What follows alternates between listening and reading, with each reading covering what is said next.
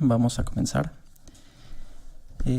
A continuación leeré una breve semblanza de Jimena Insunza. Comienzo. Ella es abogada por la Universidad de Chile, con máster en Derecho por la Universidad de McGill, magíster en Políticas Públicas por la Facultad de Economía y Negocios de la Universidad de Chile, profesora asistente de Derecho Ambiental e investigadora del Centro de Derecho Ambiental de la Facultad de Derecho de la Universidad de Chile, ministra suplente del Segundo Tribunal de Santiago, estudiante de doctorado en Derecho por la Universidad de Chile desde el 2017, y entre sus últimas publicaciones destacan La transacción ambiental en Chile, una mirada al litigio, y Punta Alcalde, el riesgo de extender los límites. Ministra, ya le cedo la palabra, esperando sea otra vez una presentación tan buena como la que nos hizo el favor de presentarnos el día de ayer. Muchas gracias, Carlos. Agradecerle a usted y a Marisol la invitación. Y yo quisiera, si es posible, que la gente que está sentada más atrás pudiera acercarse un poco. Son 2 horas de trabajo y yo más bien diría que tratemos de hacer una actividad participativa. Yo efectivamente tengo un PowerPoint, podría exponerle las 2 horas, pero considero que eso para fines pedagógicos no es lo ideal. Entonces quisiera primero comenzar y preguntarle a, no sé, 5 o 6 personas del auditorio, ¿qué se imaginan ustedes con lo que podríamos llamar justicia ambiental, judicatura ambiental, tribunales ambientales especializados? ¿Cuáles son las expectativas que ustedes tendrían de un órgano jurisdiccional como este? Bueno, en este caso pienso que sería todos aquellos mecanismos legales que establece el sistema del país para poder hacer exigible en caso de una controversia lo que sea en materia ambiental. Lo que soluciona la justicia, por lo menos en nuestro sistema mexicano, independientemente de lo sustantivo, que es algo autónomo, se refiere a la parte igual administrativa, que sería una forma en la que se va a hacer justicia en cuanto al cuidado de si se va a afectar o se va a tener alguna degradante del medio ambiente.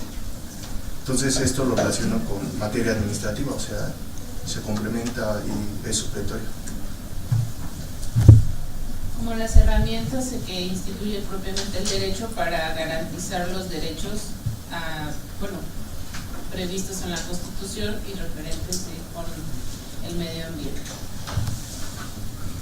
Bueno, yo me imagino tribunales especializados en materia ambiental que estén facultados por la ley para conocer los asuntos en materia ambiental, sobre todo los que tengan impacto ambiental, y que tengan la misión de impartir justicia a los problemas ambientales.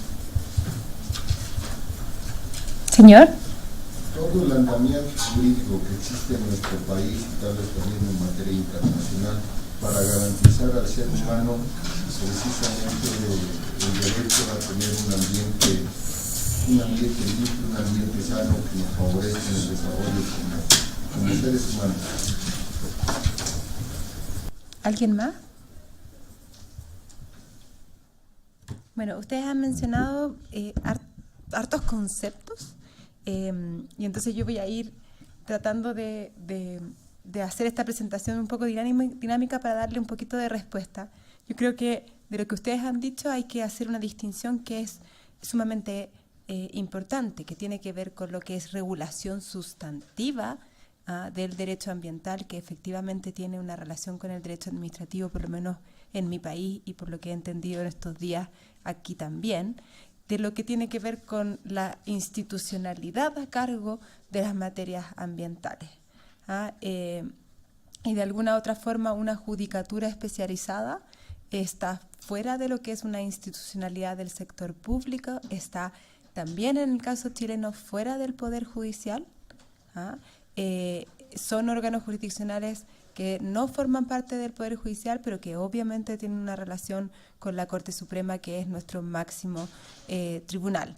Y en ese sentido, entonces, voy a empezar a contarles un poquito el primer pie, ¿no?, que es la institucionalidad, y me encantaría que ustedes pudieran levantar las manos para que hiciéramos casi como un taller de derecho comparado, o sea, qué es lo que ustedes tienen aquí en su país y podemos ir viendo en el fondo en qué nos parecemos y en qué nos diferenciamos. Ayer en una presentación en el Centro de Ciencias de la Atmósfera hacían también un poco un relato histórico a las normas de regulación de contaminación atmosférica.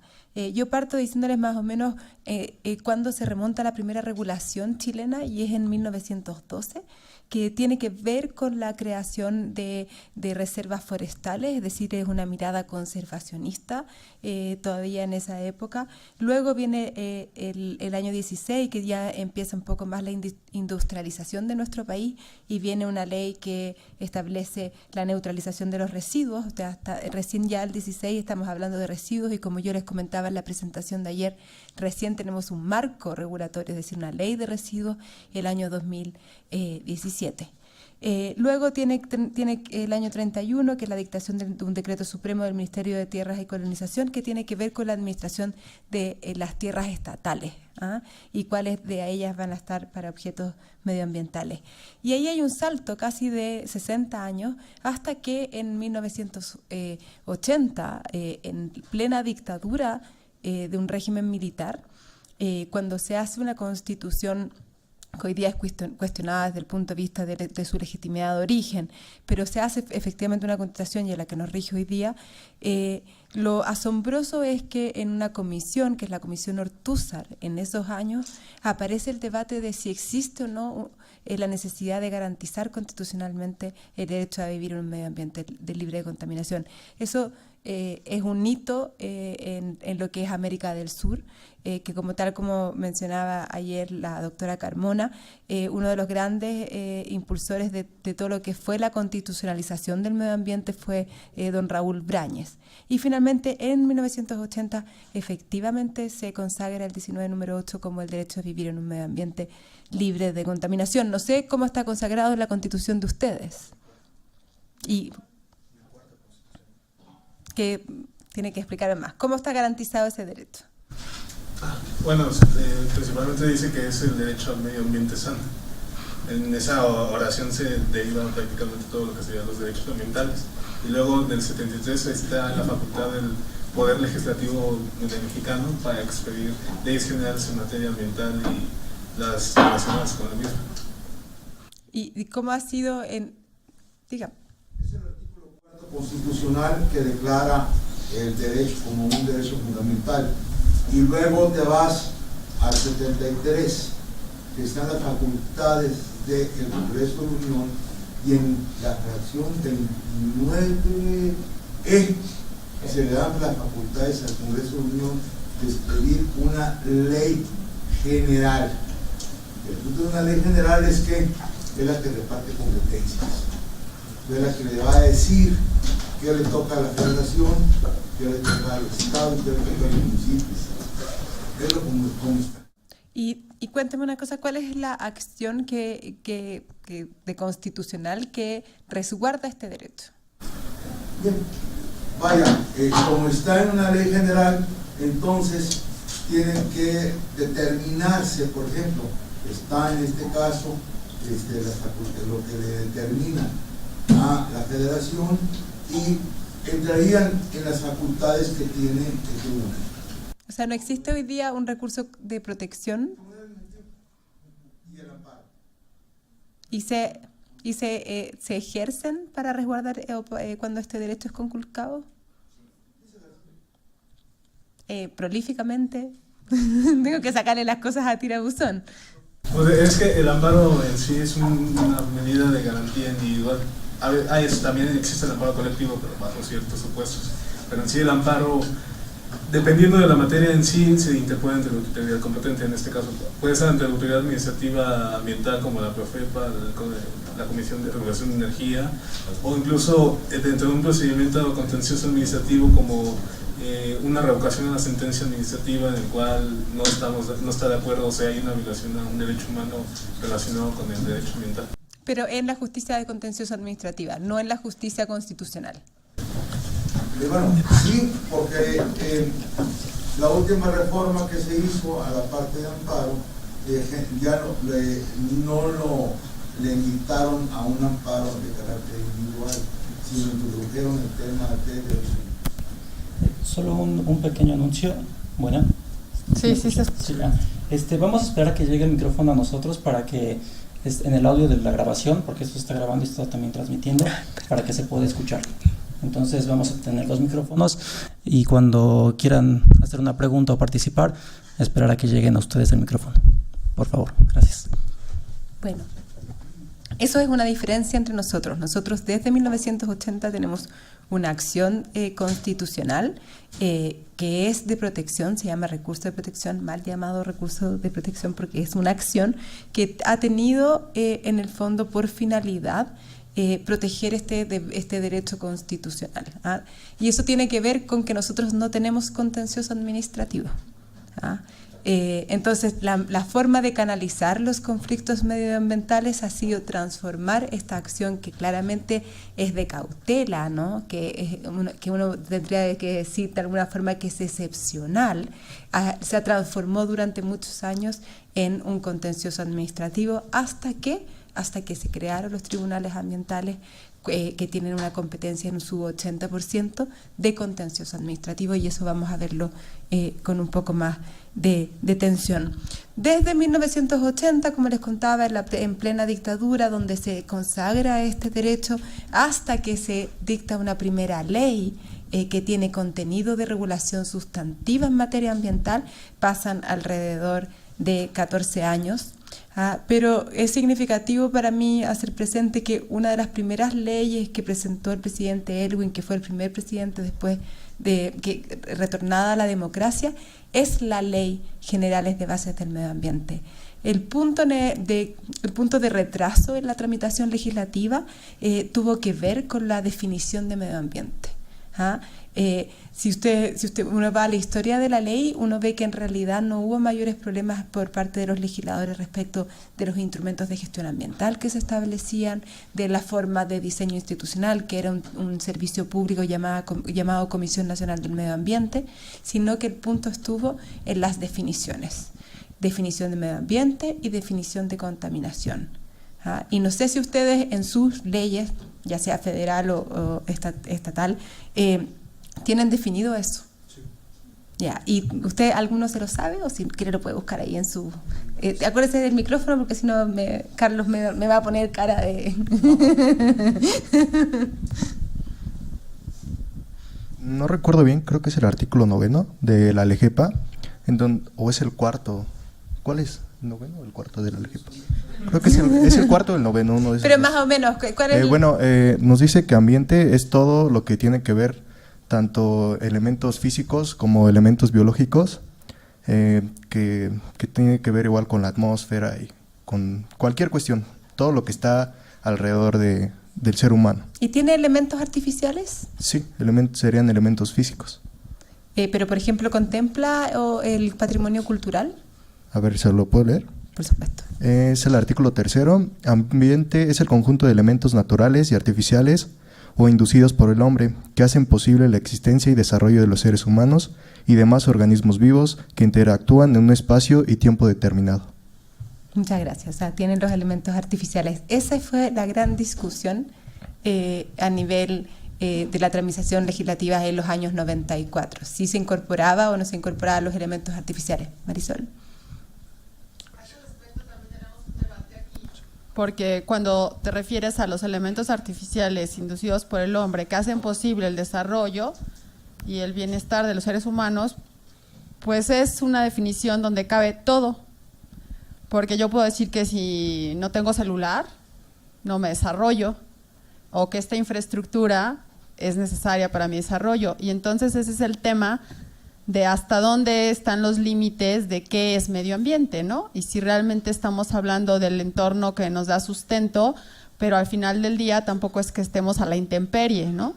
Entonces es ahí también un debate interesante que se da de pronto. ¿Y a nivel jurisprudencial se ha dado ese debate? No, la jurisprudencia no ha entrado a eso, más bien la jurisprudencia se ha vinculado el derecho al medio ambiente con cuestiones más de derechos humanos, como el derecho a la calidad del aire, del agua, ¿no? A la salud. No se ha, digamos, rasgado las vestiduras en torno al ambiente construido, todavía. Todavía. ¿Y definición de contaminación tienen? Ahí. Porque eso también fue muy importante, porque justamente la construcción de la garantía es el derecho a vivir en un medio ambiente libre de contaminación. Si tú defines qué es contaminación y lo defines como en nuestra ley, que tiene que ver con un parámetro, si ese parámetro no es superado, entonces el razonamiento jurídico es que no hay contaminación. Y es entonces dónde está el parámetro, dónde lo ponemos. Ahí eso tiene que ver con un poco con la ponencia de ayer de todo el proceso de elaboración de normas. El proceso de elaboración de normas es un proceso administrativo reglado, donde en el fondo hay muchos actores que también son incumbentes y por lo tanto no necesariamente los estándares que se fijan tienen en el centro, creo yo, o más bien uno podría decir hay varias alternativas y no siempre se va a tomar aquella que tenga en el centro la salud de las personas. Les comentaba ayer en las ciencias de la atmósfera que además obliga nuestra regulación a hacer un análisis general de impacto económico y social y por lo tanto la metodología que se utilice para poder elegir en el fondo el estándar que tú vas a imponer tiene que ver con qué contemplas como costos y qué contemplas como beneficios. Los propios asistentes y en particular el doctor Gerardo Ruiz, si no me equivoco, sí, nos decía es muy importante en el fondo ver cómo se hace esa contabilización de los costos, porque muchas veces se dejan fuera ciertos costos que hacen en el fondo que quizás normar no sea la mejor decisión de política pública, pero en realidad es que hay costos ocultos. Y eso tiene que ver con las metodologías y con el desarrollo que otras disciplinas hagan de eso. ¿Tiene la definición de contaminación? Está en el mismo artículo de la LEGEPA y dice: contaminación, la presencia en el ambiente de uno o más contaminantes o de cualquier combinación de ellos que cause desequilibrio ecológico. Y cuéntame, ¿cómo se ha determinado que se cause un desequilibrio ecológico?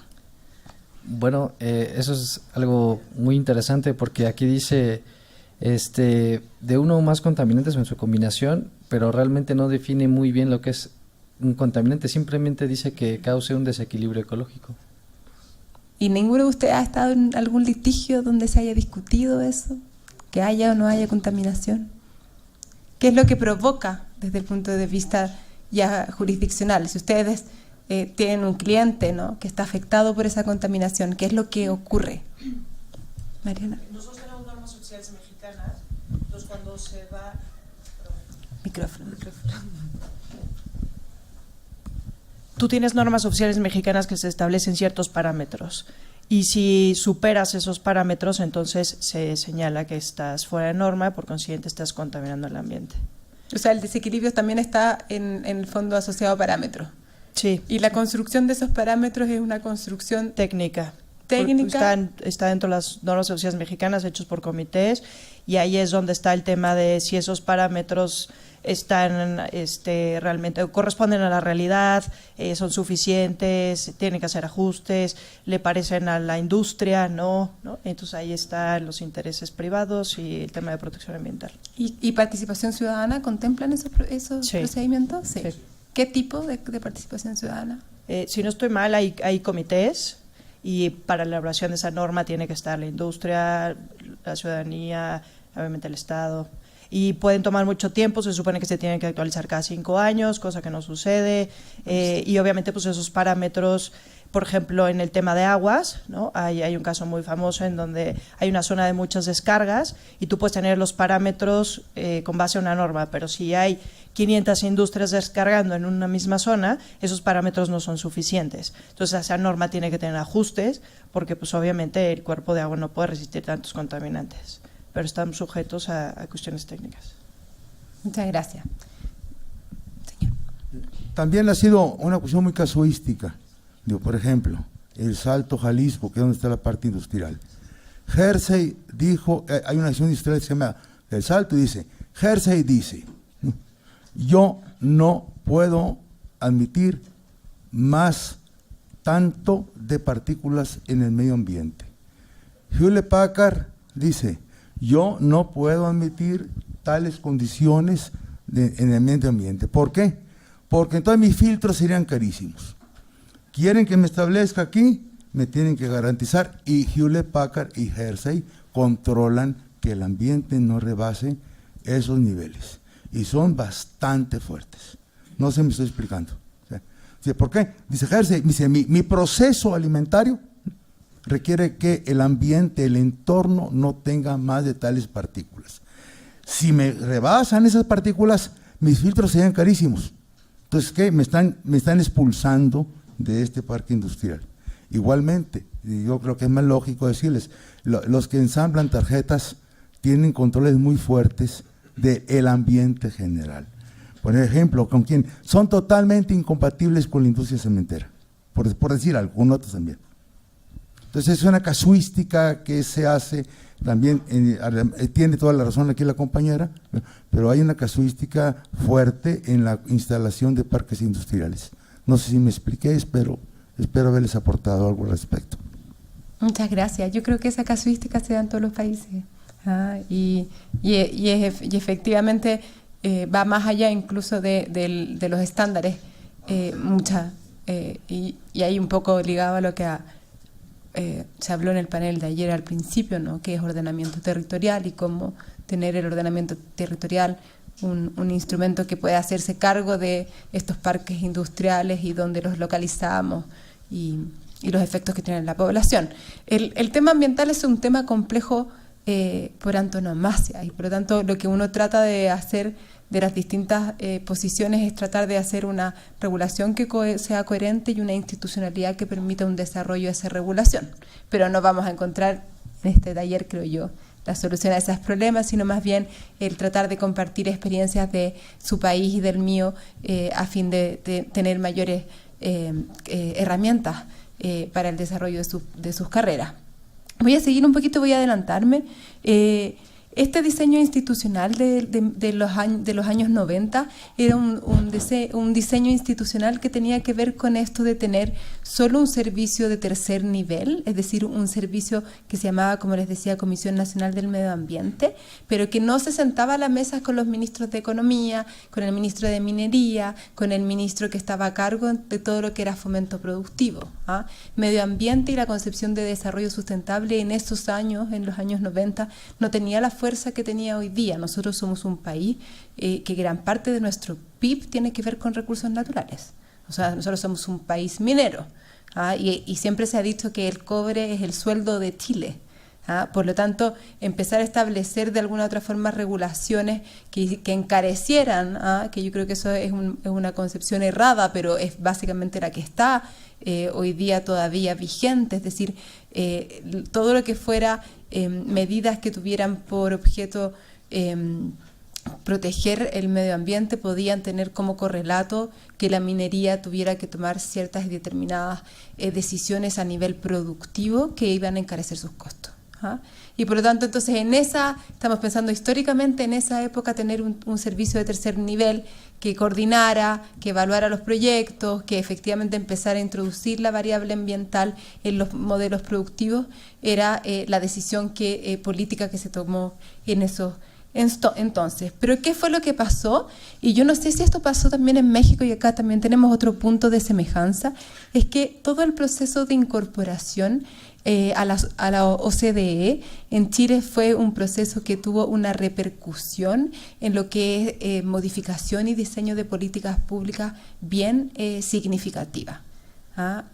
Nosotros modificamos, yo le diría aproximadamente, no sé, 15 o 20 cuerpos normativos, desde en el fondo todo lo que tenía que ver con tributación, todo lo que tenía que ver con gobiernos corporativos y también todo lo que tenía que ver con medio ambiente. No sé si ustedes tuvieron ese mismo efecto en su proceso de incorporación. ¿No? No, lo que pasa es que nosotros cuando ingresamos a la OCDE fue con Carlos Salinas de Gortari y ya contábamos con la LEGEPA, a nosotros quien realmente nos motivó a modificar las cuestiones en materia ambiental fue un tratado de libre comercio, que es el TLCAN. Claro, que para nosotros fue el punto inicial, porque nosotros tenemos tratado de libre comercio con Canadá y con Estados Unidos, que fueron los que nos hacen de alguna u otra forma el año 90 tener estas primeras regulaciones, pero el que nos da el impulso justamente para mejorar la calidad regulatoria es el ingreso a la OCDE, y además es la condición que en el fondo el organismo nos impone para poder en el fondo pasar a ser miembro. Y bueno, y esto tiene un punto de partida, que es la evaluación de desempeño que se hace el año 2005, y que luego hay una segunda evaluación en el año 2016, que si uno las compara, en realidad hemos hecho grandes avances en el marco institucional, pero no así en lo que es lo sustantivo. Y yo diría que las razones para este diseño institucional tiene que ver sobre todo con racionalizar las competencias. Había una dispersión normativa de medio ambiente que hacía casi imposible la aplicación por parte de los actores en el fondo de saber cuando había vacíos regulatorios, cuando había antinomias, superposiciones. Siempre se contaba como una anécdota que cuando había un evento de incumplimiento ambiental llegaban 7 servicios públicos. Entonces estaba la foto con las 7 camionetas, estaba el Servicio Agrícola Ganadero, estaba el servicio, la Superintendencia de Salud, de Servicios Sanitaria, estaba la Corporación Nacional Forestal, o sea, y así tú veías 7 camionetas. O sea, eso era una ineficiencia de recursos públicos mayor, y lo que trata de hacer esta reforma es básicamente hacer una reestructuración que permitiera que efectivamente pudieran llegar los servicios que tienen competencias especiales. No se trataba en el fondo de absorber la especialización que tienen esos servicios, porque una Dirección General de Aguas tiene un desarrollo de una expertise que uno no puede desconocer. Lo importante era hacer una coordinación y que tuviera un jefe que fuera en el fondo la Superintendencia del Medio Ambiente. Estoy hablando en lo que es fiscalización. También tenía mucho que ver aquí la reforma, todo lo que fue las mejoras en lo que fuera democracia ambiental. Ayer lo mencionaba también, en esta reforma lo que hay es un párrafo completo destinado a la información ambiental que se basa en el convenio de Aarhus.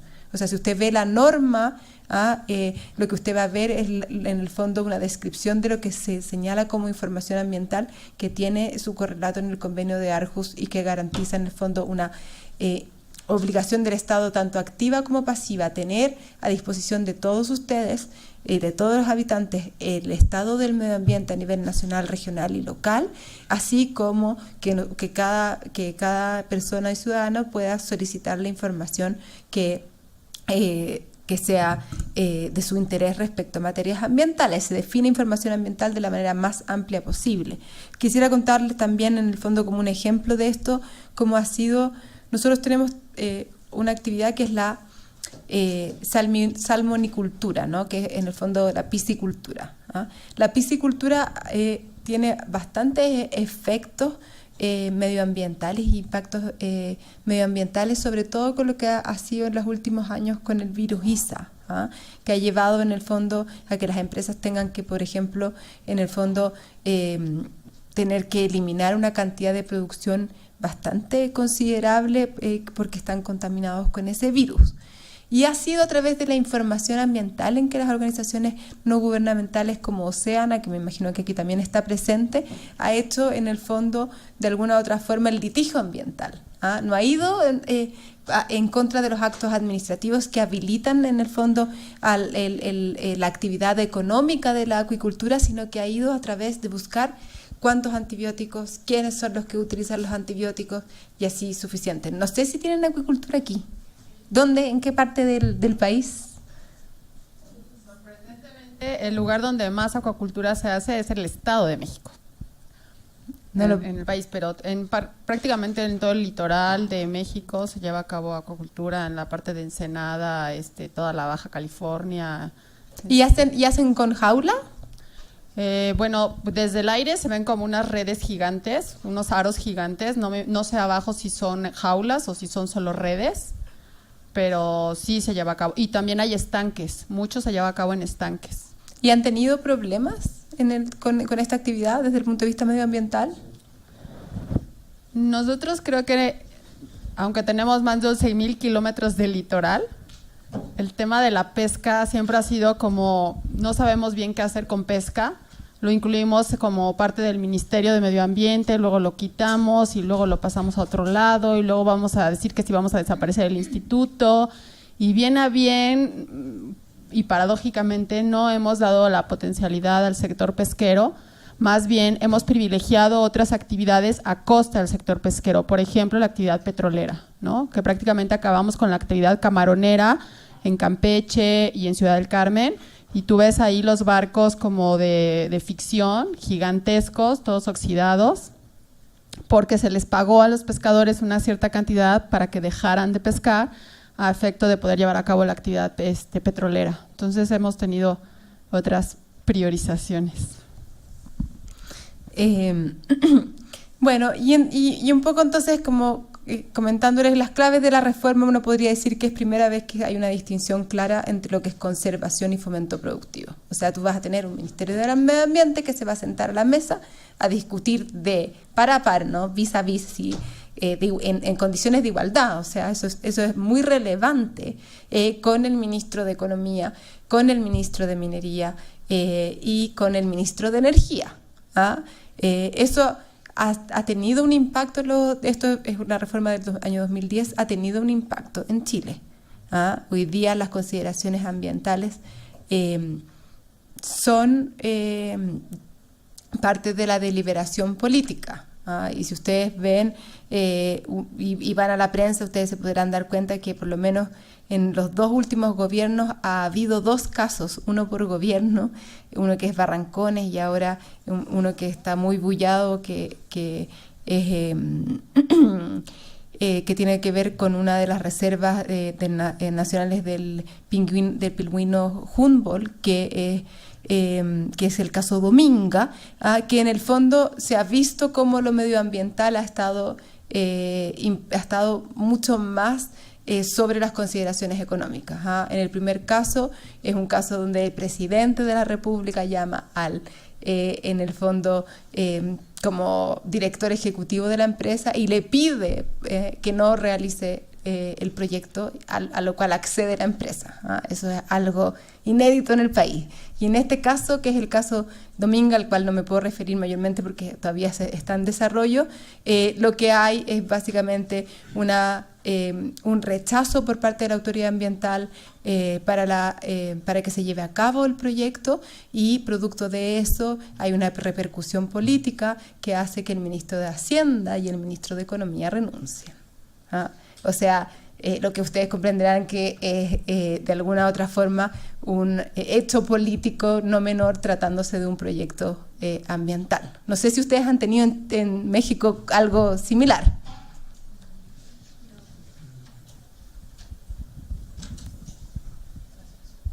Bueno, primero era una pregunta. ¿Cómo ha logrado Chile, si realmente se sientan todas las secretarías a atender un tema, cómo lo ha logrado?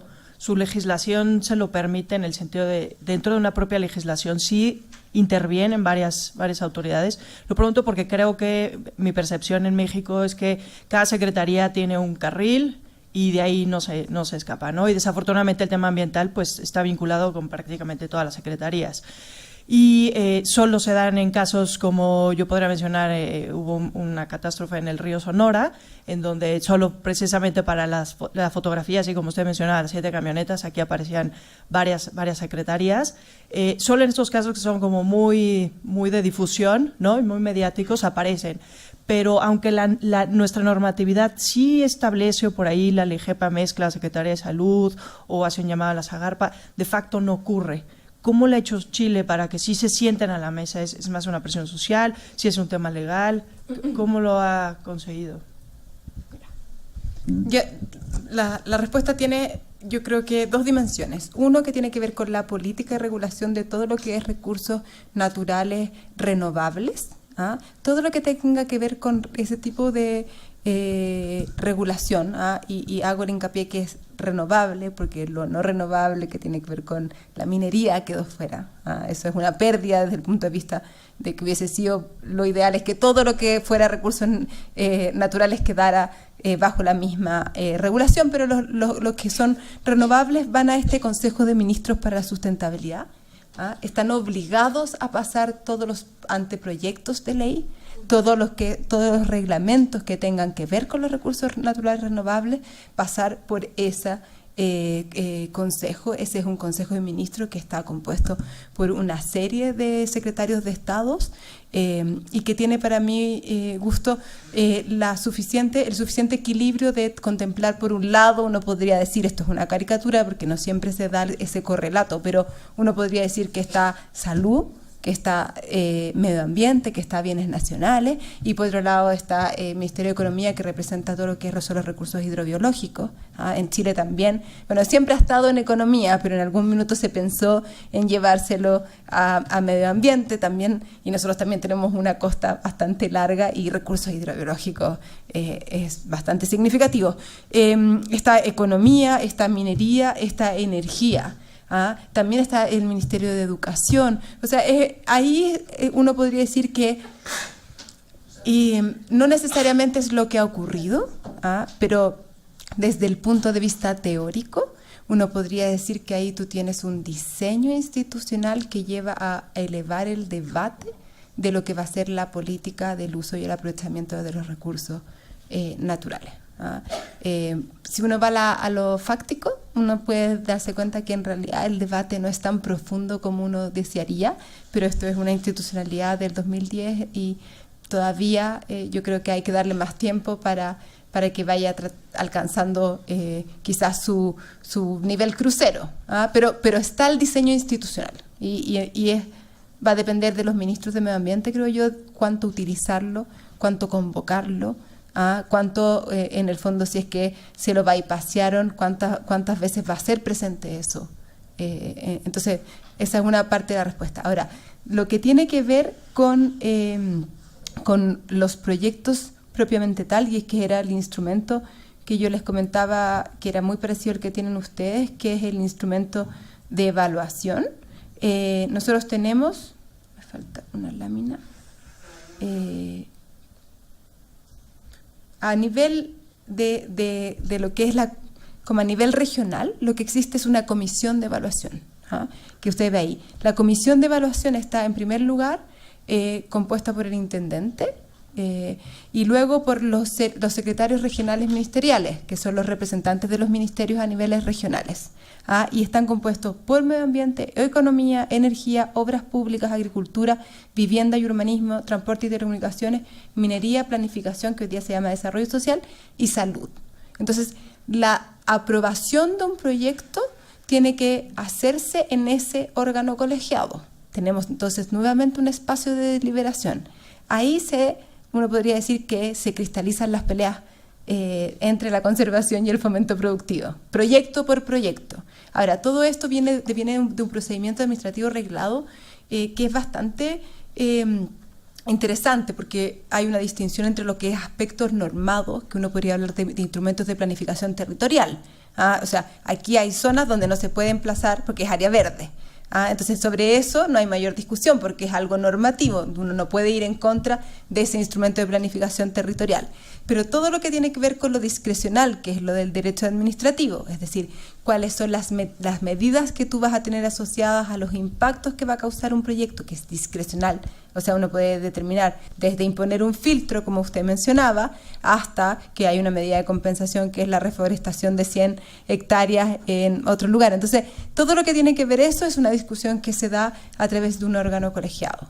Y luego, desde el punto de vista de lo que son las reclamaciones, porque esto es en el fondo un acto administrativo que puede autorizar o puede rechazar, puede ser impugnado a nivel administrativo, es decir, aquí se requiere agotamiento de la vía administrativa y eso es impugnado ante un comité de ministros. Y el comité de ministros es un comité más chiquitito que está integrado por 6 ministros, que es básicamente lo que yo les mencionaba: economía, energía, hacienda, y después por otro lado está salud, agricultura y medio ambiente, y finalmente el que delibera es el presidente, que es medio ambiente. Entonces están los como dirían los gringos, ¿no siento?, los arrangements institucionales para poder hacer esas deliberaciones. Yo había dejado una pregunta pendiente, que era si ustedes habían tenido algunos casos mediáticos donde la variable ambiental había sido decisiva en la decisión.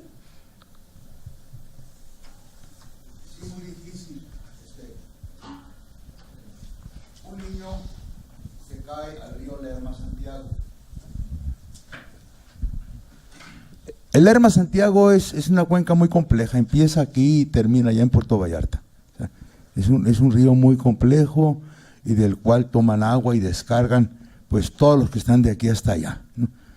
Entonces un niño cae y el niño toma agua, o sea, accidentalmente y muere, y en la autopsia resulta que tiene cianuro. Entonces la pregunta fue ¿quién puso el cianuro? Y se hizo un escándalo, pero pues busca el que tiró el cianuro, ¿no? Desde las fábricas de aquí del Estado de México, ¿no? Hasta lo que quieras, allá hasta Jalisco. No sé si más o menos para usted tal vez la geografía de México no esté muy presente, ¿no? Pero para los compañeros aquí sí. Pero fíjense, es un caso muy complejo, porque para citar y responsabilizar a los posibles actores desde el Estado de México, desde el Distrito Federal, hoy Ciudad de México, hasta Jalisco, pues ahí sí que ¿quién mató al comendador, ¿no? Todos a una, ¿no? O sea, es muy complejo y sobre todo está relacionado con el uso del agua y la descarga en ese caso. Y sí se ha dado, ese caso fue un caso muy mediático, llegó a tribunales que pretendió demandar, pero el problema fue a quién demandabas. Entonces se hizo una demanda, vía penal, diciendo al que resulte responsable. Pero pues bueno, ese tema no se ha podido resolver y es un caso difícil. ¿Por qué? Porque el uso del agua y las descargas del agua al río Lerma-Santiago es muy compleja, no solamente porque el problema de tratamiento, sobre todo pues la cuestión de los residuos sólidos. O sea, hay residuos sólidos que descargan en forma incontrolada, ¿no? Entonces es muy difícil controlarlo. Eso posiblemente, no sé, ustedes conozcan, tiene mucha razón la compañera en el caso de allá del petróleo. El petróleo pues es fácil decir Pemex, ¿no? Pero Pemex puede argumentar muchas cosas. Aquí un problema, si quieren, un problema complejo ambiental, tiene la cuenca del Lerma-Santiago, ¿no? Y es por ello, ¿por qué? Porque es un problema de industria y es un problema de municipios. Y son demasiados los concurrentes. No sé si les sirva de algo eso, ¿no? Y quedó volando la demanda, pues sí, al que resulte responsable, ¿no? O sea, de su intervención me surgen dos preguntas, pero voy a hacer el link justamente con lo que tengo yo acá, que ayer también le escuchaba en el panel de vacíos normativos de calidad del aire, que pareciera que todo lo que tiene que ver con lo que es la fiscalización y la inspección ambiental en México tiene una debilidad, uno podría decir, como no solo institucional, sino también sustantiva. Ayer se decía de manera muy vocal que al final nadie se sentía que le iba a caer el peso de la ley, que en el fondo que todos sabían que finalmente podían hacer lo que querían. No sé si es tan así, ¿no? Entonces, primero me gustaría después, si es que alguno me puede contar un poco cómo está estructurado esto de la inspección. En el caso chileno, esto fue, yo creo que uno de los grandes logros que hubo en este rediseño, y es que se crea una superintendencia del medio ambiente.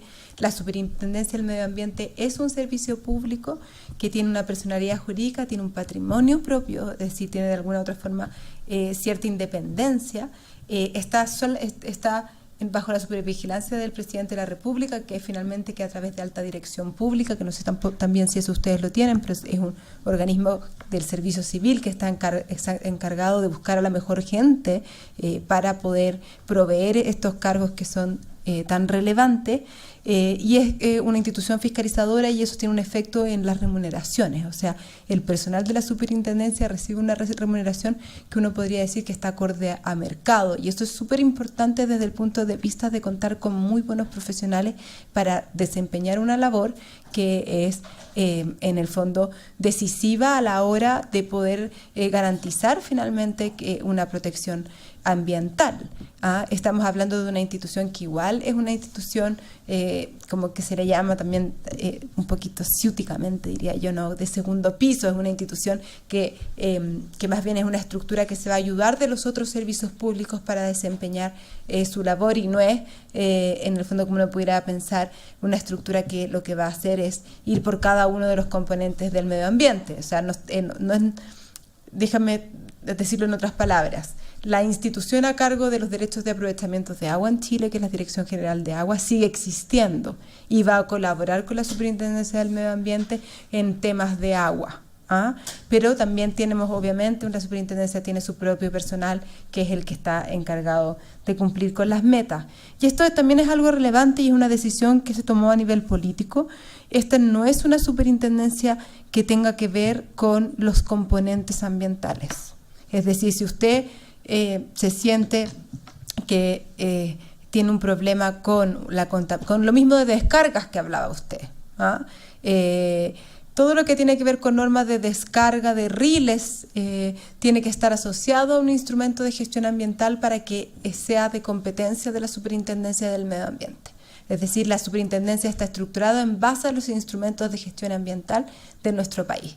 ¿Y cuáles son esos instrumentos de gestión ambiental? Tal como ustedes lo ven en la lámina, básicamente son las resoluciones de calificación ambiental, que es el acto administrativo que habilita el desarrollo de actividades o de proyectos tales como todo lo que son las centrales de energía mayores a 3 megawatts, todo lo que son los proyectos de saneamiento, todo lo que es proyecto minero, la acuicultura, etcétera, etcétera, las medidas establecidas en los planes de prevención y descontaminación que tienen que ver sobre todo en Chile con contaminación atmosférica. Nosotros tenemos más bien normas de aire que normas de agua, ahí tenemos un déficit regulatorio, todo lo que son las normas de calidad y de emisión, los riles cuando corresponda, que tiene que ver con cuando estamos hablando de todo lo que tiene que ver la industria sanitaria, hay otro organismo público a cargo, y los planes de manejo que tienen que ver en el fondo con más bien con observación de ciertos y determinados recursos naturales. Estoy pensando, por ejemplo, no han sido dictados estos planes de manejo, así que todo lo que les voy a decir ahora, a contar de ahora, es ficción, pero tiene que ver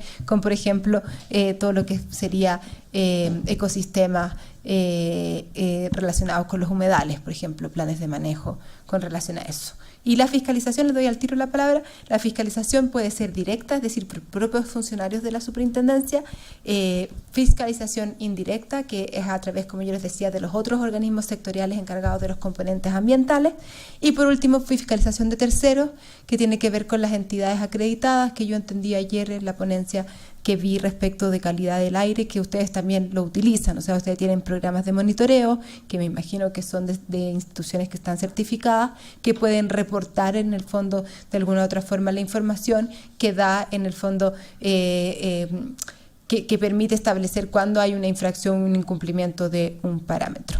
Y antes de dar la palabra a ustedes dos, yo quisiera, y la pregunta que me surgía de su intervención es si ustedes tienen delitos ambientales. Porque nosotros en Chile tenemos muy pocos y muy reducidos. Micrófonos. Bueno, en cuanto a la existencia de delitos ambientales, sí, son tipificados a nivel federal en el Código Penal Federal, y creo que están en el capítulo 4 o 20, no me acuerdo. Y bueno, la mayoría de los delitos ambientales son en cuanto a partir de terceros, como empresas privadas o industrias que contaminan o hacen un daño ecológico notable, es como se está tipificando el delito. También hay delitos en cuanto a manipulación genética y otros aspectos ya más novedosos que no existían antes. Y mi pregunta y comentario era más que nada de, igual, como usted había preguntado sobre casos relevantes de materia ambiental en México, pues ahorita me puse a recordar muchos y me puse a buscar más o menos, y sí han habido varios. De los más importantes creo que se puede destacar el de el pueblo Yaqui en Sonora, el cual a partir de un proyecto hidráulico que promovió el gobierno de Sonora, una de las cuencas que le da directamente agua al pueblo Yaqui, lo hacía para su supervivencia, fue bloqueada y fue desviada a una de las ciudades más importantes de Sonora. Entonces a partir de ahí se inició un litigio ambiental que ahorita está en trámite ante la Corte Interamericana, pero ya la Suprema Corte hizo su parte, su función en cuanto a decir que el proyecto bicentenario fue un proyecto el cual transgredió el derecho humano de consulta del pueblo yaqui, así como otros derechos humanos anexos.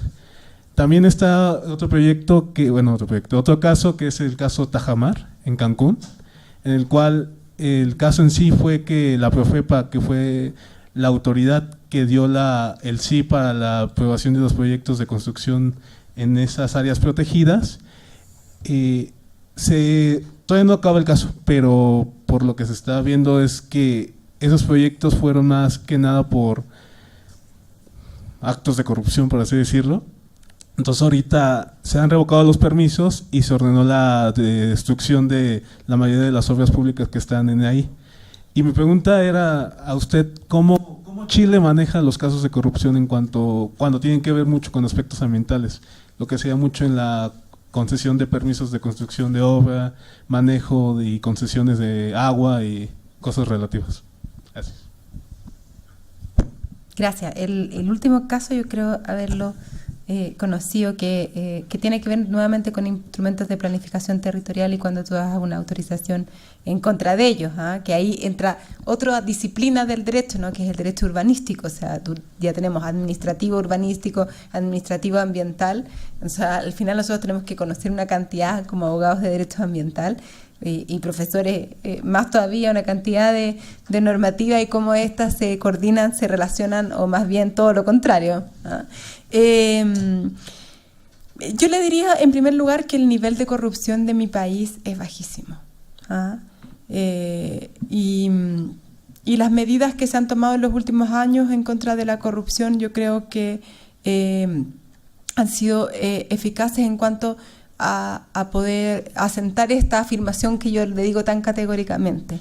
Eso no significa que por supuesto no haya, pero nosotros tenemos un mecanismos de detección y todo lo que es en el fondo el Ministerio Público, que es el organismo de la persecución penal en Chile, que es un organismo autónomo y yo diría bastante eficaz. Hoy día está muy bullado en Chile todo lo que tiene que ver con la persecución de los legisladores por tener en el fondo asesores que hacen copy-paste. O sea, yo le diría que hay una exposición pública y una accountability bastante significativo en Chile.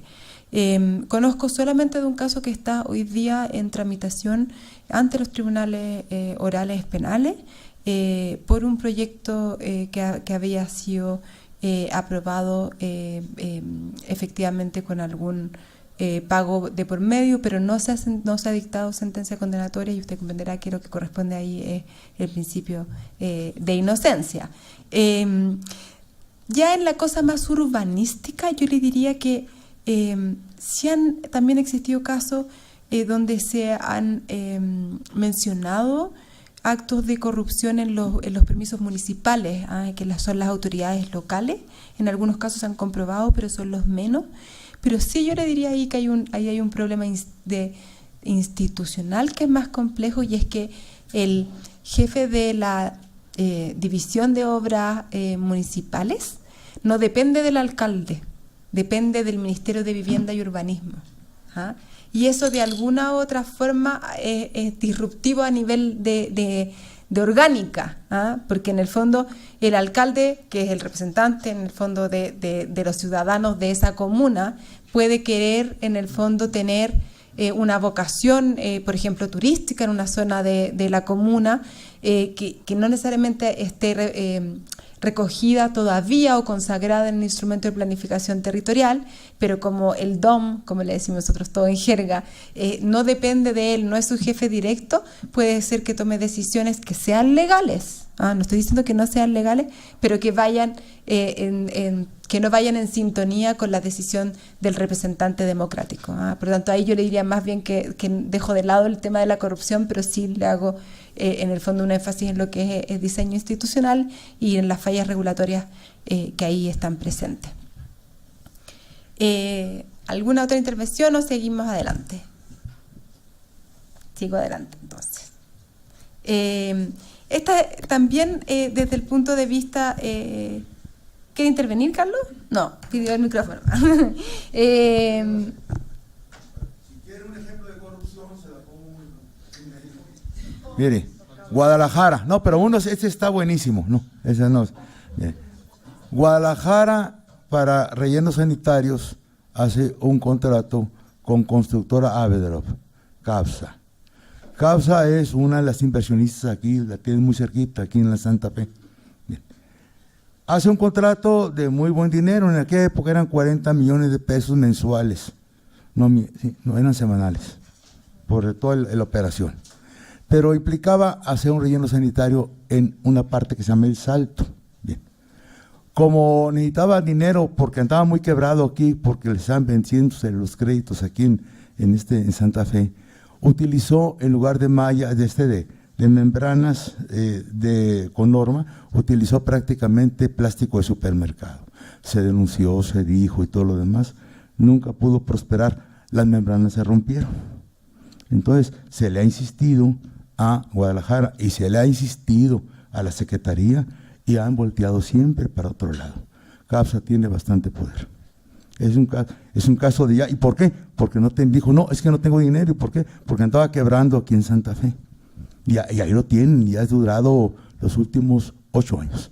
Y están rotas las membranas, y el lixiviado se está yendo y se está cayendo. Es uno de los que caen al río Santiago.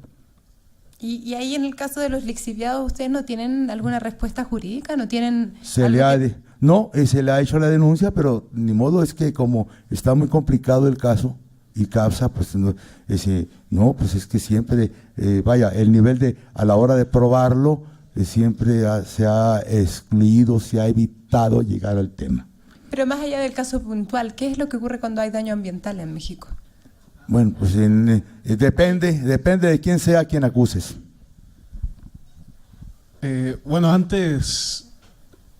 Ahorita está en proyecto y en aprobación la ley de responsabilidad ambiental, el cual trata de englobar penas tanto de carácter pecuniarias como de carácter restitutivo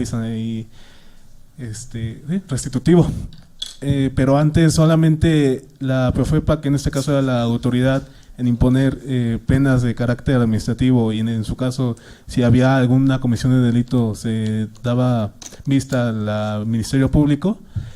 La mayoría de las penas que están actualmente en la legislación ambiental son de carácter punitivo económico. Entonces, así que existan medidas de restitución o de reparación del medio ambiente, no como tal. Hasta ahorita que se está incorporando la Ley General sobre Responsabilidad Ambiental, es como se trata de incentivar, más que nada, en lugar de pagar, que se trate de restituir o reparar el daño causado por el daño al ambiente. Yo sí quisiera hacer la aclaración. La ley ya existe, ya hay una ley de reparación ambiental, y sí lo que se intenta es, o el ánimo de esta ley será reparar antes que solo el tema económico. Ahora, yo creo que sería muy bueno ver que existen mecanismos jurisdiccionales y no jurisdiccionales, ¿no? Dentro de los no jurisdiccionales está, por ejemplo, la Comisión Nacional de Derechos Humanos, que en el caso que mencionaba el señor del niño, o en otros casos de contaminación ya se ha pronunciado, ya ha emitido recomendaciones, o tenemos a la Comisión para la Cooperación Ambiental de América del Norte, que ya ha emitido también expedientes de hechos. Y por el otro lado, bueno, nada más complementando, sí tenemos delitos, sí hay procedimientos, aún y cuando sí sigue pendiente el tema de la creación de los tribunales ambientales, que por ley ya lo deberíamos de tener, pero no se ha materializado, y se ha solicitado inclusive extensión del plazo por una cuestión, yo diría, material, y una cuestión, vamos a llamarle personal, financiera, estructural, tal, pero por ley ya deberíamos de tener tribunales ambientales. ¿Son tribunales ambientales a nivel federal? ¿Sí? Bueno, pero cuando vayamos a tribunales vamos a ir haciendo el... ¿Usted quería hablar?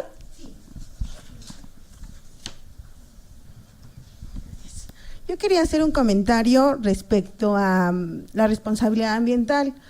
Actualmente, bueno, la Profepa ya incluye en sus resoluciones a la LEFRA, que es la Ley Federal de Responsabilidad Ambiental. Sin embargo, la aplicación y la inclusión de la misma ley es como muy vaga, porque a su vez la ley habla de un proceso judicial, independientemente a un proceso administrativo, que es el que maneja Profepa. Y lo cual no da lugar a que realmente se lleve a cabo esa reparación. Sin embargo, también quería comentar un caso, el caso de los hidrocarburos en el sector, específicamente el caso Pemex aquí en México, donde la autoridad ambiental solicita, en este caso a Pemex, la caracterización en un principio y la remediación del sitio. Sin embargo, es un caso polémico porque actualmente la mayoría de derrames por hidrocarburos se derivan de tomas clandestinas, supuestamente por Pemex. Y esto ha causado una gran controversia que ha provocado que llegue a la Suprema Corte de Justicia. Y la Suprema se ha declarado en el sentido de determinar que Pemex no es responsable, porque es un tercero ajeno a Pemex. Entonces ha dejado en esas sentencias, ha determinado que la autoridad ambiental, en este caso ahorita la agencia, que es la que lleva a cabo todo lo del sector hidrocarburos, sea la responsable de realizar la caracterización y en este caso la remediación, utilizando un fondo que maneja Petróleos Mexicanos. Lo cual, a mi parecer, pues deja muy desprotegidas a las instituciones ambientales y a la vez, o sea, no se ha llegado como tal a la acreditación de que Pemex no es responsable. O sea, él se evade su responsabilidad, presenta una denuncia penal ante algún ministerio público sin llegar a una determinación judicial en la cual se dicte que efectivamente Pemex no es responsable. Bueno, sí. Déjeme entender algo. En la demanda, ¿fue emplazado Pemex? Sí, y mira, es que es un procedimiento independiente. Pues, en este caso, el procedimiento administrativo se desarrolla con la Agencia de Seguridad, Energía y Medio Ambiente, que es la que ahorita ve todo lo del sector hidrocarburos. Ellos siguen un procedimiento administrativo, ordenan a Pemex desde un inicio, emplazan, abren la etapa de alegatos, una resolución y desde un principio le solicitan medidas correctivas. En las medidas correctivas indica la limpieza, la caracterización y en su caso de que si está por encima de los límites máximos permisibles que establece la norma, realice la remediación del sitio. Pemex desde un principio se opone al procedimiento y lo evade, manifestando eso, que son tomas clandestinas y que no es responsable, que es ajeno, la responsabilidad es ajena a Pemex y por ello no va, y ya toma como también parámetro los criterios que ya sacó la Suprema Corte. Bueno, ahí vamos a ver un poquito más adelante, ahí tiene que ver con todo lo que es la prueba en materia ambiental, la acreditación de los hechos y la causalidad de las cosas que siguen siendo instituciones del derecho procesal y vamos con una nueva disciplina dentro del derecho ambiental sumamente importante. Pero tomé nota del caso, me parece muy interesante. Yo quería seguir un poquito con lo que es la superintendencia del medio ambiente y sus facultades. Esto también quizás a ustedes no les parece, porque no saben lo que son las unidades tributarias anuales, pero esto es un cambio copernicano en Chile. Antes de la reforma, antes de que existiera la superintendencia del medio ambiente, lo que se podía imponer eran 500 unidades tributarias mensuales. Esto era alrededor, deberíamos decir que pueden haber sido casi $4.000, $5.000 más o menos. Bueno, y hoy día lo que se puede hacer, el máximo son $4 millones. O sea, efectivamente hoy día, si bien, y vamos a ver en las láminas siguientes, hay dos mecanismos, uno que es el incentivo al cumplimiento de la normativa ambiental, hay un disuasivo que es el componente en el fondo de lo gravoso que puede ser la sanción por el incumplimiento, que claramente ha cambiado la conducta de los sujetos regulados. Eso es súper importante y tiene una gracia desde mi punto de vista de la regulación, y es que solo establece techos. Si ustedes ven ahí las infracciones leves, dice hasta 1.000 unidades tributarias anuales, después hasta 5.000 y hasta 10.000. ¿Y por qué? Porque eso le permite a la administración poder, en el fondo, de alguna otra forma, con ciertos criterios que también están establecidos en la ley, graduar la sanción. Hay veces en que la autoridad, en fondo, las autorizaciones de habilitación, lo que te dicen es que tienes que tener 15 extintores, estoy pensando en alguna actividad menor, y luego si tienes 14 extintores, es decir, si tú le ponías un piso y un techo, te obligaba a tener que imponer una sanción que quizás era muy gravosa para lo nimio de la falta, desde el punto de vista de que igual hay un incumplimiento de la autorización y que tiene que ser sancionado. Pero esa es una técnica regulatoria que permitió esa discrecionalidad que por supuesto tiene que ser debidamente motivada por la administración. No es que la administración puede arbitrariamente decidir cuál es la multa que va a imponer. Señor. Muy rápido. Por ejemplo, en el caso de sanciones, en el caso que comentaba la compañera de la contaminación del Yaqui, muy fuerte, fue de una minera, fue la minera que se le rompieron los depósitos de Jales, en Sonora. Fue la minera, ¿verdad? Entonces, creo que sí se le sancionó, pero la minera dijo, se rompió. No se me está explicando, pero creo que ahí sí, creo que sí hubo un proceso de sanción y se le sancionó. En el caso de Guadalajara, la sanción realmente es irrisoria. bueno, ok, ese ustedes me lo pueden decir, pero ahí había, alguien identificado que levantó y dijo, no, es que se rompieron. En el caso de Guadalajara, con sus rellenos sanitarios, está peor porque Guadalajara dice, sí, ándale, clausúrame, a ver dónde pongo la basura. Sí, bueno, no sé, pero clausúrame. No se me estoy explicando. El problema es cuando la entidad, el causante de la contaminación es una entidad pública, se complica mucho. Y sobre todo como en el caso, por ejemplo, de las descargas por aguas no tratadas o por rellenos sanitarios de México, que son municipales o estatales, el Estado del municipio dice, clausúrame, no hay problema. A ver qué hago, ¿no? No se me estoy explicando, ¿no? O sea, yo creo que ahí hay varios elementos y me encantaría si usted me puede comentar un poco más sobre lo irrisorio de las multas, pero el tema de las empresas públicas o de las empresas estatales está presente a nivel mundial, y hay literatura en dos sentidos. Uno, en que efectivamente hay un tratamiento discriminatorio y que respecto de las empresas estatales en materia medioambiental hay de alguna otra forma ciertas miradas más flexibles. Y hay otra literatura que dice que efectivamente, existiendo órganos jurisdiccionales independientes e imparciales, el hecho que sea una empresa estatal o una empresa pública no tiene mayor relevancia. En el caso chileno, en lo que es la evaluación ambiental, hay norma expresa en que dice que el tratamiento de la evaluación de los proyectos, ya sea estatal, pública o privada, debe ser exactamente lo mismo. Y si usted ve el accionar del órgano inspectivo, ha sido para mi gusto contundente respecto de, por ejemplo, Codelco, que es la empresa minera más grande de nuestro país, y ha sido aplicar la norma de la misma manera. E incluso le podría poner un caso que es bien particular, que es un caso que es el caso de las chinchillas, que tiene que ver con el Ministerio de Obras Públicas, con todo lo que tiene que ver proyectos de infraestructura.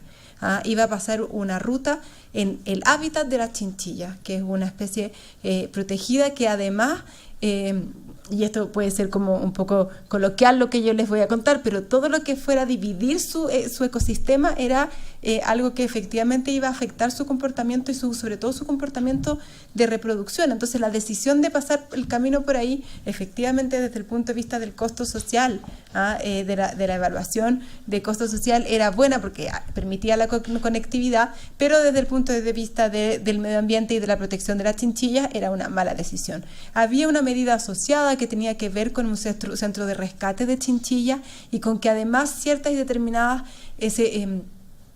era una cosa muy de verdad que uno se pone a pensar cómo se imponen esas medidas. Es como si uno le pudiera poner un letrero a la chinchilla que le diga, ojo, aquí está el camino, no pase por acá porque la pueden atropellar, como si la chinchilla pudiera en el fondo leer el letrero y decir, no tengo que pasar por acá. Entonces Pero eso sí efectivamente estaba. Luego ya en la evaluación y cuando ya entran los expertos a conocer, dicen, no, mire, lo que hay que hacer es básicamente tratar de reproducir en una de las partes del camino el hábitat donde ellos estaban para que pudieran reproducirse, y además hay que hacer un centro de rescate, no sé qué. Bueno, es el Ministerio de Obras Públicas el encargado de cumplir con esas condiciones, con esas medidas que tenían que ver con la mitigación por un lado y con la compensación por otra, y no lo incumplió. Y no lo incumplió por 11 años. ¿Y usted cree que la Superintendencia del Medio Ambiente tuvo alguna flexibilidad? Le impuso una multa enorme. Y ahí es donde uno vuelve a hacerse otra reflexión desde el punto de vista jurídico. ¿Es la multa la mejor respuesta para ese tipo de incumplimientos? Bueno, porque al final la Chinchilla igual ha sido afectada durante 11 años. Entonces, el que tenga que, en el fondo, el Estado pagar una suma dineraria que va a ir desde, en el fondo, una alcancía a otra que termina siendo la misma, tampoco puede ser quizás la mejor respuesta desde el punto de vista medioambiental. Eso como para contarle. ¿Y usted me habló algo de las multas irrisorias? Sí, buenas. Bueno, que primero quiero hacer la aclaración que mi conocimiento del derrame que ha ocurrido de ácido sulfúrico del Grupo México en la ciudad de Cananea, primeramente tengo conocimiento no tanto jurídico, sino por el hecho de que yo crecí ahí un tiempo y ahí vive mi mamá y familiares y amigos y etcétera, ¿no? Yo lo vi de lejos, fuera, desde otra ciudad de la República, y bueno, aquí estaba consultando la nota periodística, porque en su momento cuando yo me enteré de la cantidad de la multa que iba a pagar Grupo México por el derrame y por todos los daños ocasionados, pues la verdad a mí se me hizo irrisorio, son 23 millones de pesos lo que va a pagar de multa. Pero ese daño, yo no creo que ni siquiera se haya evaluado correctamente. Ese daño va a ser, va a durar mucho tiempo en la comunidad. Y se creó un fideicomiso de 2 millones de pesos. Estoy tratando de ponerlo en dólares, pues estamos hablando que ni a $1 millón llega. Bueno, junto con el fideicomiso y lo de las multas, que fueron 23 millones, como 1.5 millones de dólares por el daño causado. Entonces, de hecho, le digo, mi conocimiento es prácticamente por la vivencia de mis amistades, y me comentan que, bueno, cada vez van encontrando más situaciones y más situaciones. La verdad es que el Grupo México está haciendo un daño constante a la población, y bajo la justificación del desarrollo económico y que genera mucho empleo, se le ha permitido seguir explotando sin control y sin protección la minera. Entonces, realmente yo no sé si a ustedes les parezca, y se les hago la pregunta aquí al foro, si 23 millones de pesos en multas se les haga justo a ustedes por una contaminación de daños de derrame de ácido sulfúrico. Entonces, no es como que chocamos, es un accidente. No puedes decir, es que se rompieron. No, tienes que ver y prever cuánto tiempo te va a durar esa infraestructura y obligar por parte de la autoridad a estar en constante inspección sobre las instalaciones y prever esas situaciones, porque son cuestiones que se pueden prever, ¿no?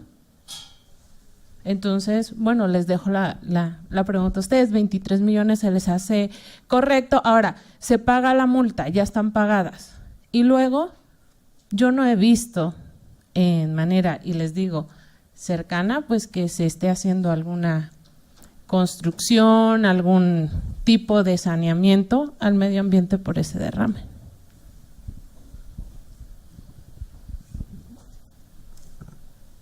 ¿Ya quieren hablar? Gracias, buenos días. A mi punto de vista, hasta la actualidad, todo se ve de una forma financiera en temas ambientales, ¿no? No hay una forma de remediación porque la evaluación sigue siendo financiera. No vemos cuánto tiempo va a llevar remediar ese impacto en el ambiente, y realmente, como decía la compañera, yo te diría no lo veo justo, ¿no? La multa que impusieron, y más porque no hay un seguimiento de que realmente haya una remediación al medio ambiente, ¿no? Entonces, Realmente, y yo, por ejemplo, en tu estructura que estoy viendo también de Chile, todo lo veo también financiero. No veo que haya una remediación al medio ambiente. Vamos para allá, vamos para allá.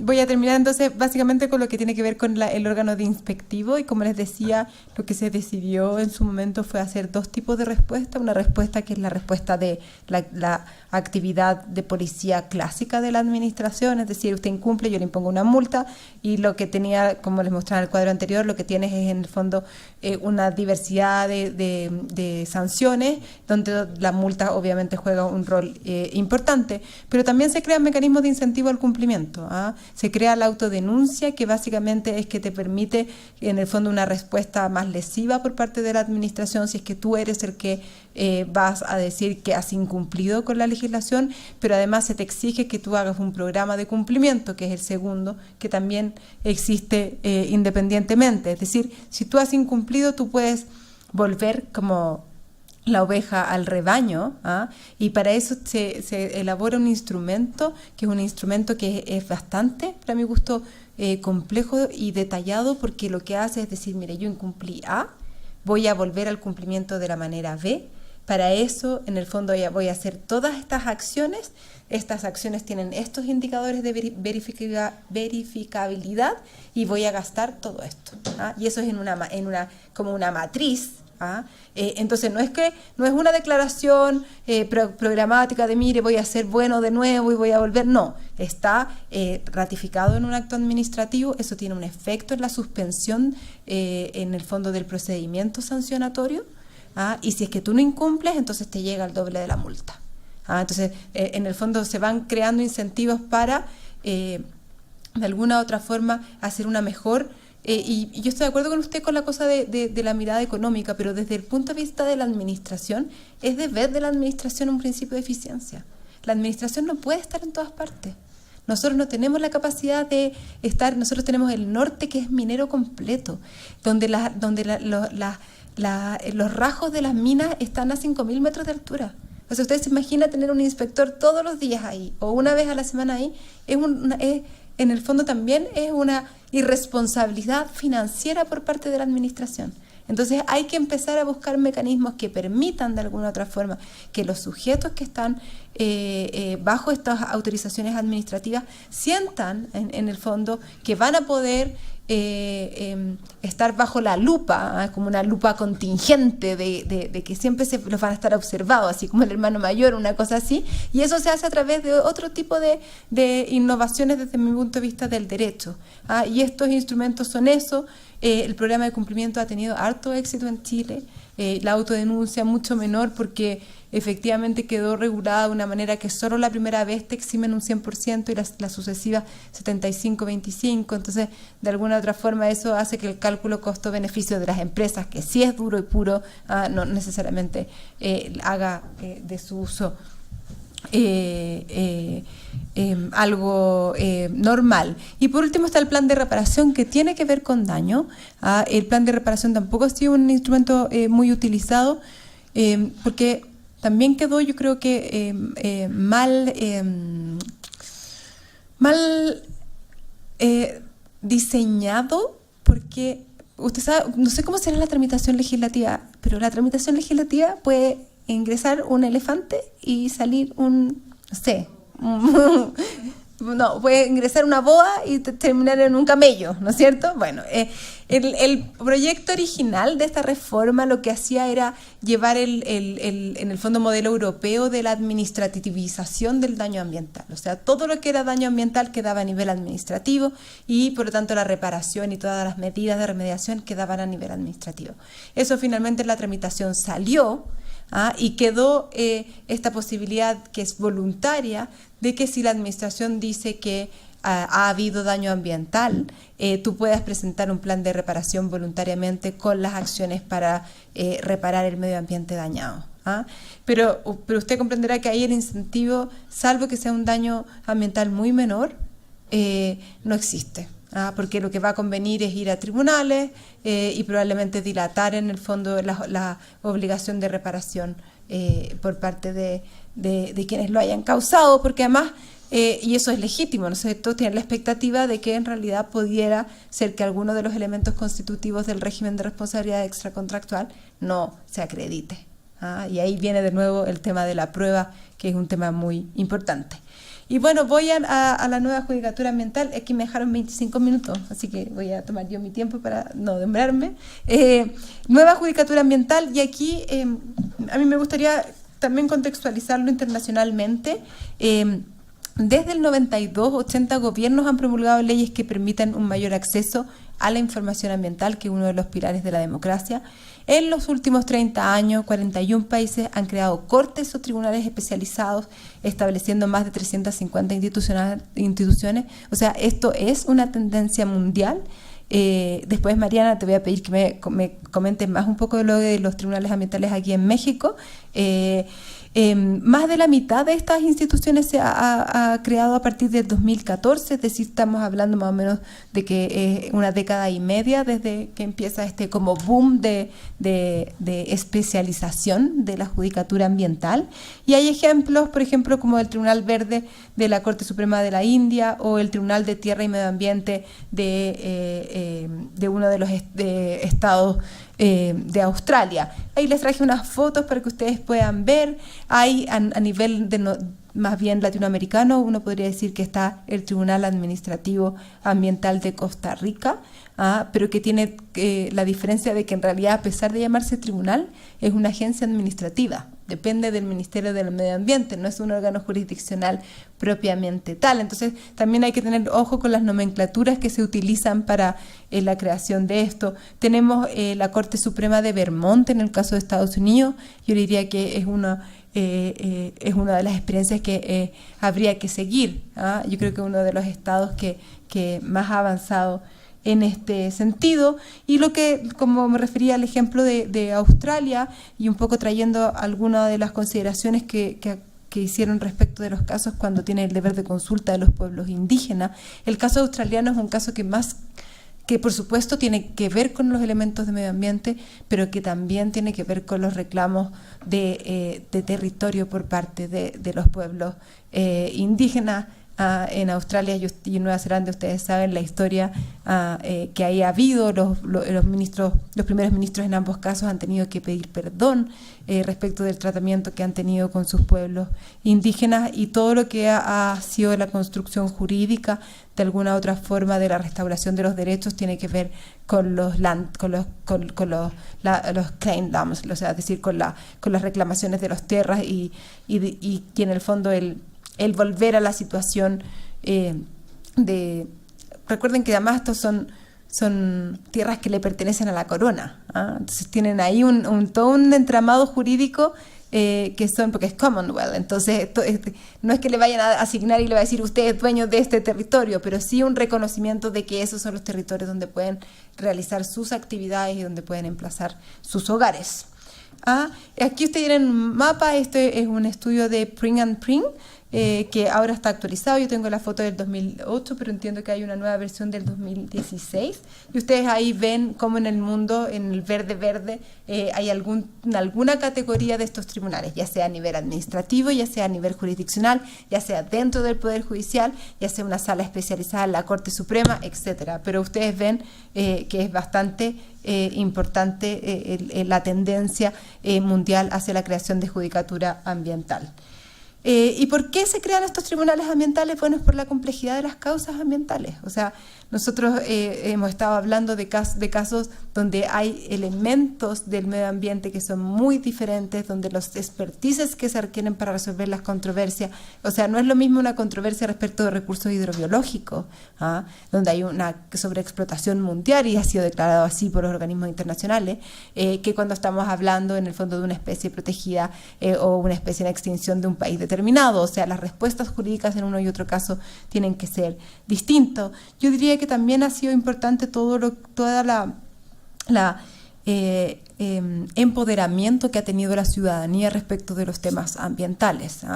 Eso también ha llevado una presión a los gobiernos de crear organismos que puedan garantizar que sean independientes y que sean imparciales, y además porque la toma de decisiones que hagamos hoy día tiene que tener en consideración a las generaciones futuras, y ahí estoy más ligado a lo de cambio climático, por supuesto, pero yo creo que en medio ambiente propiamente tal también. También yo creo y esto tiene que ver con los pilares de la democracia ambiental, con el convenio de Aarhus que ya les mencionaba anteriormente, es decir, nosotros tenemos que garantizar el acceso a la información ambiental, el acceso a la participación ambiental y también el acceso a la justicia ambiental. Y parte del acceso a la justicia ambiental tiene que ver con el derecho al recurso, y quizás una mejor forma de proteger este derecho al recurso por parte de todos, de la ciudadanía, de las empresas, de los propios estados, es con la creación de judicaturas que tengan un conocimiento especializado. Se supone que además estos tribunales, no necesariamente esta pretensión se cumple en Chile, tendrían que buscar solucionar de alguna otra forma las asimetrías que existen. Cuando nosotros hablamos de participación en proyectos de gran envergadura, el comprender los estudios de impacto ambiental requiere horas hombres que no necesariamente las comunidades, los ciudadanos de a pie, ni siquiera nosotros los que nos dedicamos a la materia tenemos o comprendemos, y por lo tanto de alguna otra forma los tribunales pueden de ser mecanismos de equilibrio. También se busca decisiones más equitativas, más informadas, y en el fondo la resolución de manera más eficiente, más eficaz, probablemente cuando los tribunales van obteniendo cierta expertise sobre, por ejemplo, en el caso del tribunal donde yo ejerzo, uno podría decir que el 50% de las reclamaciones contenciosas administrativas tienen que ver con minería. Por lo tanto, cuando estamos hablando de relaves, la primera vez uno estudia relaves y cuáles son sus efectos y cuáles son sus consecuencias y cuál es la normativa, y etcétera. Pero ya la segunda vez no es que no estudies, sino que ya sabes un poco y así vas sumando conocimiento, y por lo tanto la resolución de los casos finalmente también es en menor corto, y todos sabemos que eso también es un elemento muy importante para que la justicia se cumpla. La creación en Chile, como yo les contaba, fue en un contexto de la reforma a la institucionalidad ambiental. Lo contaba ayer, lo voy a repetir un poquito más corto hoy día, pero básicamente el hecho de que se creara un órgano inspectivo con tantas facultades, con la posibilidad de imponer sanciones tan altas, creó un estado como de alerta, y se buscó que hubiese un contrapeso, y el contrapeso era efectivamente la creación de tribunales ambientales, donde, y voy a verlo muy rápidamente para que podamos conversar más, gran parte de sus competencias tiene que ver con la revisión de los actos de esta superintendencia. No vaya a ser que la superintendencia del medio ambiente establezca medidas provisionales desproporcionadas, que causen una lesividad a la actividad que se está desarrollando. No vaya a ser, y esto es como un poco retórico, ¿no? Que la sanción impuesta de clausura no esté bien motivada ni sea justificada por parte de la administración. Es decir, de alguna u otra forma existe una desconfianza a la actuación de la administración, y los tribunales venían venían en el fondo a poner efectivamente un equilibrio en este actuar de la administración, y yo creo que efectivamente eso ha ocurrido. Así como les decía que el 50% de las causas son en materias mineras, uno podría decir que el 50% del contencioso administrativo son en contra de actos de la superintendencia, y que evidentemente, como tiene que ser un tribunal, en muchos casos se le ha dado la razón a la superintendencia del medio ambiente, y en otros casos por supuesto que no. Esa es la garantía que permite una judicatura especializada, es decir, tú analizas efectivamente el acto administrativo, analizas su motivación, su fundamentación, y ves si las instituciones del derecho administrativo han sido bien plasmadas en ella, si los cálculos han sido, por ejemplo, recuerdo un caso que sacamos la sentencia la semana pasada, que tiene que ver con que efectivamente la configuración de la infracción no estaba bien motivada. O sea, había un mal cálculo entre el yodo y el yoduro, y eso hacía caer a la infracción y la tipificación, y por lo tanto sobre ese cargo había que absolver. Entonces es importante, yo creo que ha permitido una cierta,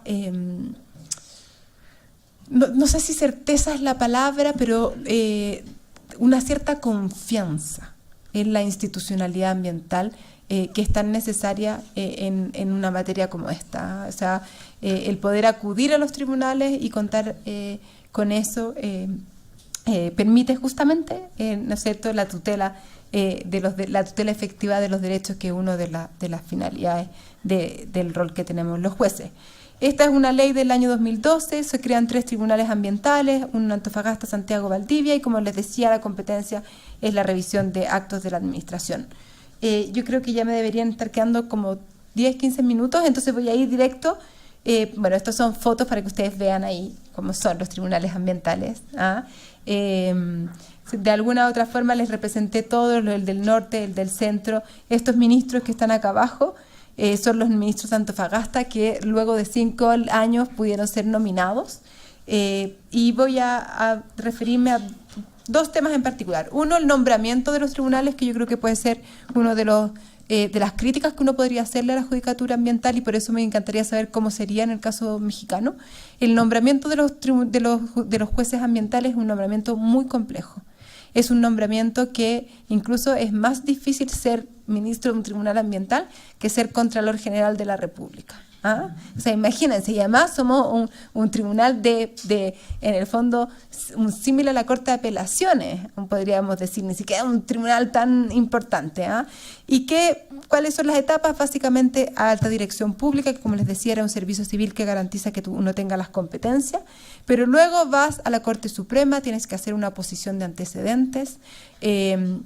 Esta oposición de antecedentes permite que la Corte Suprema elabore una quina. Esa quina se va al Poder Ejecutivo, que hoy día en Chile es la presidenta, pero que puede ser el presidente, dependiendo del género, y el presidente elige un nombre de esa quina, y se va al Congreso, que tiene que aprobar por 3/5.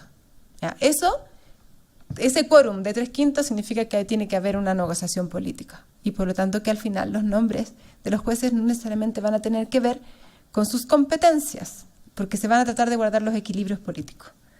Entonces, si ustedes me preguntan si yo tuviera que hacer una crítica hoy día a la 20.600, que es la ley de los tribunales ambientales, es que el nombramiento no permite necesariamente tener la independencia y la imparcialidad, porque si además tus periodos son cada 6 años, y si tú estás pensando en tu renovación, lo que estás tratando de hacer es de alguna u otra forma no disgustar a nadie. O podrías tomar esa posición, no es mi caso, pero podrías en el fondo hacer ese cálculo de decir, miren, como yo me quiero renovar, en realidad mejor trato de ser lo más ponderada y equilibrada posible. Quería decirles, y me salté eso, que es muy importante, esta es una integración mixta, es decir, estos son tribunales. En Chile existen dos tribunales que son mixtos, o sea, de integración mixta. Uno que es el Tribunal de Defensa de la Libre Competencia, donde hay abogados y economistas, y los tribunales ambientales, donde hay abogados, y luego hay un ministro titular que es un licenciado con especialización en materias ambientales y un suplente de la misma calidad. Eso hace que haya una conversación y una dinámica un poco que al principio fue un poco extraña, ¿no? Uno decía contencioso administrativo, reclamo de ilegalidad. ¿Qué va a estar diciendo un ministro técnico si hay una ilegalidad o no hay una ilegalidad? Pero con el correr del tiempo, los ministros técnicos se han convertido en pseudo abogados, y nosotros los abogados nos hemos convertido en pseudo técnicos, y en realidad es muy divertido porque hay veces en que nosotros reparamos con su lenguaje, ¿no? Y utilizamos el lenguaje y ellos quedan asombrados. Entonces ha sido, yo creo que una bonita experiencia de intercambio de conocimientos de las distintas disciplinas que efectivamente han permitido una mejor resolución de las controversias. Voy a lo último que me quiero referir, que tiene que ver con daño ambiental. Es la competencia del daño ambiental, es la de 17 número 2, da lo mismo en términos de articulado, pero les quiero decir que el sistema chileno es un sistema particular. ¿Por qué? Porque se crean 2 acciones. Primero la acción de reparación de daño ambiental y luego la acción de indemnización. La acción de reparación tiene como objetivo reparar el medio ambiente en natura. O sea, ahí no estaba buscando nada que tenga que ver con la mirada financiera. Y la sentencia, si usted la ve, lo que ordena son medidas de reparación. Y eso ha sido un trabajo dificultoso porque no siempre se sabe desde la técnica, y ahí yo vuelvo con el rol de la ciencia, ¿no?, cuáles son las mejores medidas para reparar. Y a veces nosotros hemos tenido que, en el fondo, tratar de hacer planes de reparación al interior de sentencias para efectos de decir, mire, en realidad vamos a primero tener, en el fondo, reconstruir la línea de base. ¿Cómo vas a restaurar algo que no sabías cómo era necesariamente? Entonces, ahí yo creo que todavía hay un desarrollo desde el punto de vista jurisprudencial que es un desafío para quienes estamos ahí y también para los académicos, para la ciencia pura, de poder determinar cuáles son las medidas. Y luego yo le diría que ahí lo dificultoso, y hago hincapié ahí, y ahora traigo otra disciplina del derecho, ¿no?, que es el derecho civil, es que nuestro sistema es una responsabilidad extracontractual donde se requiere, en el fondo, acreditar la acción o la omisión, donde se requiere acreditar la culpa o el dolo, donde se requiere acreditar el daño propiamente tal, que está definido de una manera bastante estricta en Chile. Es toda pérdida, detrimento, menoscabo o pérdida significativa, es decir, hay que trazar un estándar de significancia, algunos de los componentes del medio ambiente. Entonces, no toda afectación es daño, y ahí, por tanto, de nuevo volvemos a decir, ¿qué pasa con la ciudadanía que tiene que acreditar esa afectación significativa? O sea, tiene los medios, no tenemos alteración de la carga de la prueba, donde en el fondo las actividades más peligrosas sean ellas las que tienen que demostrar que no han causado el daño. Tenemos solamente una presunción del 52, que es en el fondo una presunción de culpa contra legalidad, pero que podría no existir porque en realidad eso es parte del derecho administrativo, ¿no? Entonces yo le diría que eso, y bueno, y la causalidad. Y en la causalidad, y porque me queda poco tiempo, les voy a llevar al caso que les traía, que es el caso Pascualama. El caso Pascualama es un caso donde, yo me imagino que ustedes lo conocen, ¿no? El caso Pascualama es un caso súper bullado porque lo que pretendió Barrick en un principio fue intervenir los glaciares propiamente tal, porque bajo los glaciares estaba el oro. Luego, cuando vuelve a ingresar un nuevo estudio de impacto ambiental, lo que se hace es tratar de llegar al oro sin afectación a los glaciares. Pero se interpuso por parte de las comunidades de la zona una acción de reparación de daño ambiental, que básicamente lo que dice es que toda la operación, Barrick el proyecto en sí no ha empezado a operar, pero sí hay una etapa de preoperación, y donde efectivamente han llegado camiones, ha llegado personas, donde se han hecho ciertas y determinadas obras, y que en esas obras lo que hay en el fondo una depositación en los glaciares que ha afectado en el fondo el ciclo del recurso hídrico. Esta fue una de las causas más demandantes desde el punto de vista de técnicos por parte del tribunal. El tribunal en el fondo se aleja, y es un poco, uno podría decir que en contra del derecho procesal más duro, se aleja de la prueba aportada por los demandantes, hace sus propios análisis técnicos y llega a la conclusión de que no hay daño, básicamente por un elemento de causalidad. Es decir, mire, los glaciares, que son los que se han señalado como afectados, y los glaciares de control se han comportado de la misma manera, y por lo tanto no es posible atribuirle a la operación de la empresa en el fondo el deterioro de los glaciares, y más bien podría ser que el cambio climático tuviera que ver. Entonces, el cambio climático puede ser mirado en la jurisdicción de distintas maneras, como litigación climática, que son los casos holandeses, que es lo que está pasando hoy día con Trump, con la revocación por parte de la judicatura de su acta, ¿no? Puede ser mirada así, como una litigación más bien, uno diría como una litigación que busca a través de las acciones jurisdiccionales la respuesta de los estados hacia el fenómeno del cambio climático, porque no han dado respuestas más bien institucionales, pero también va a ser materia importante en lo que va a ser en el elemento causalidad respecto del daño ambiental. Es todo cuanto les puedo contar por hoy día. Muchas gracias.